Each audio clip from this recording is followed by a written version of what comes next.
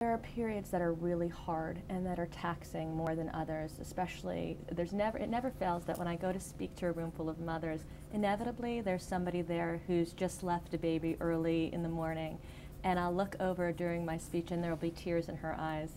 And I think, I've been there, I remember how that felt, and there are times that are really hard, that you feel like your heart might be breaking or that you just can't take it for another day. But it really is worth it to get through those times. My children now are all school age.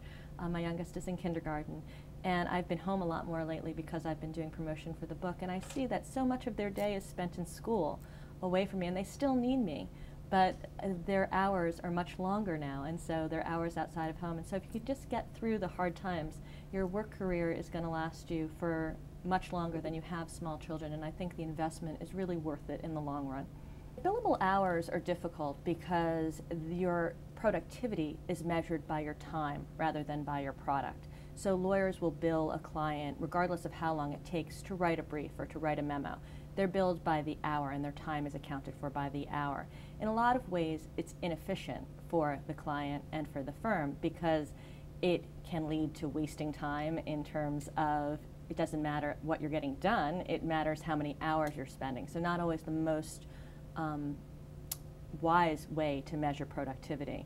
In terms of the intractability of the billable hour model, I think there is some openness now, both from clients and from law firms, in terms of re-examining that model, because clients are looking to get the most value from their attorneys, and as I say, the billable hour is not necessarily the most value-inducing way to measure productivity.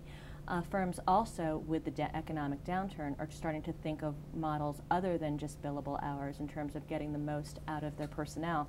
So whereas the economic downturn presents a challenge, I think it also presents a possibility and potential for change of this previously intractable billable hour model.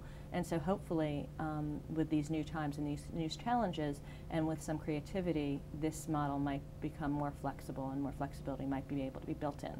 I think there's a way to make a case for reduced hours, flexibility, as making sense for people. Even in the public sector, what we see now is people going on furlough, meaning that rather than laying off younger attorneys, organizations are asking people to take leave of absences for maybe a day out of the week. So having my schedule as a matter of economic policy rather than as an accommodation to female lawyers or other lawyers seeking flexibility. So the economic downturn does create incentives to create flexibility in terms of workers' schedules and to spread the pain, if you will, among several by decreasing hours rather than laying off more vulnerable people.